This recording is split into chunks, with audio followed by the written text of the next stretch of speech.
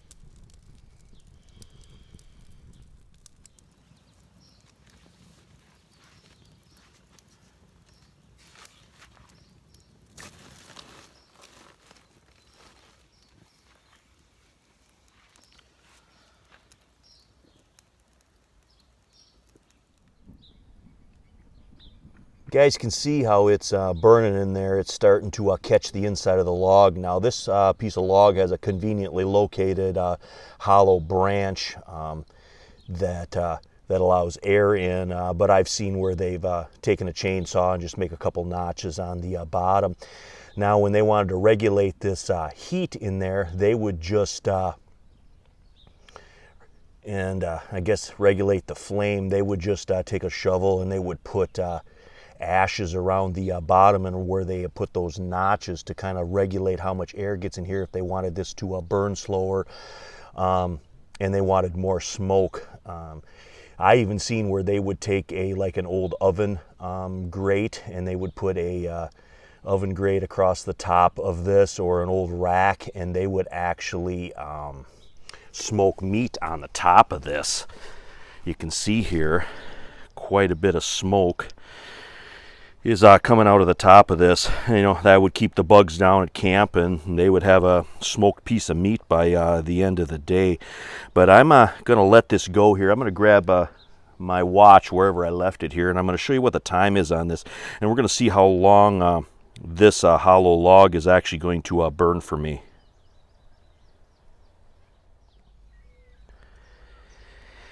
Now, this is a pretty good example of what it looked like when I was up there with those guys. They would just have a light smoke rolling out of it all the time. Now, the point of this wasn't to have a flame all the time.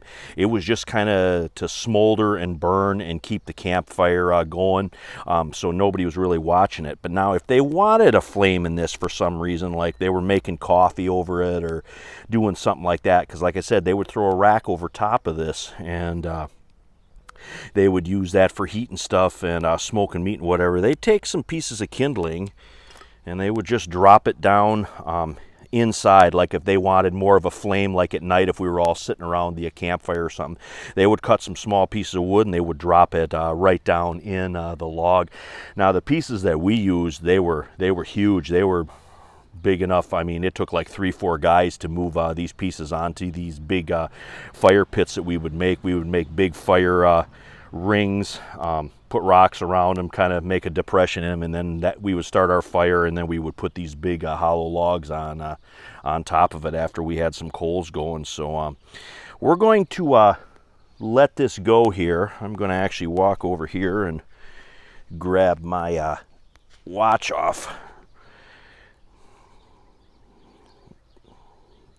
Give you an idea there, it is 10 o'clock in the morning. So I'm going to just let this go and smolder, and we're going to see if we can't keep this going as long as we can, give you guys an idea of how long these hollow log fires last.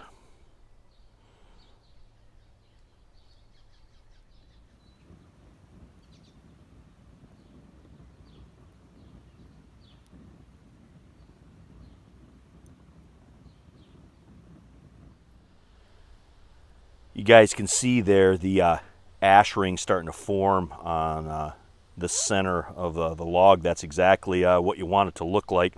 That's basically all coal now, and that'll be sort of self-sustaining burn. You can kind of see down in there, there's a pretty hot spot. There's still a little bit of flame burning in there. There's a little bit too much oxygen going into this, I believe, so I'm actually going to plug that branch hole. I got a little bit of kindling split there if I want to flare this up to make lunch or something with, but I'm actually going to put a piece of log into that to slow that oxygen going in there a little bit, and we're just going to leave it. You can see there, you can't see any more light coming in there, so I got that fit pretty decent, but we're just going to let this go now and check it in a little while.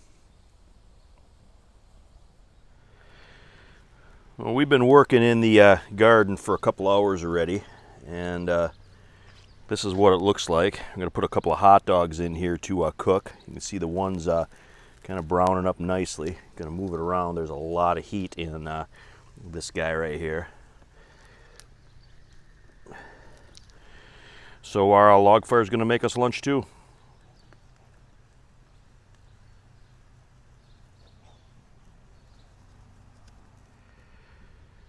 And lunch is done.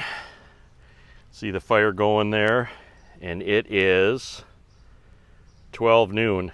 So this has been going for about 2 hours, and that's what it looks like. We're gonna have lunch now. And here we are at about the 4-hour mark. You can see here I got a real nice ash ring burning inside. Got a few coals down there in the bottom. I've used a little bit of my kindling, but not much. I still got quite a bit left. It's looking real good. I'm just going to keep this going here. I'm going to show you guys about how long a log this size lasts.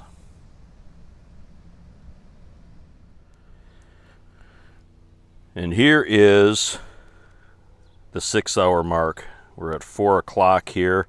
The side is burned out now, and that's where that branch, hollow branch hole came in. But the opposite side is still pretty well intact. So if you were burning this like overnight or whatnot, it'd still have an hour or so in it yet before it probably collapses down, starting to get a hole burnt in on the back side here. Hope you guys enjoyed this video here, just showing you a little bit of how these hollow log fire works. This isn't quite as big as it was when I was up north and I seen the guys up north do this, but I think you guys get the general idea on how these log fires work. But anyway, this is Modern Refugee. I hope you guys got a little bit of information, a little entertainment out of my video. So if you find yourself a hollow log in your area, keep it. It's a really good resource and a fun thing to have for a longer fire. But anyway, you guys have a good one.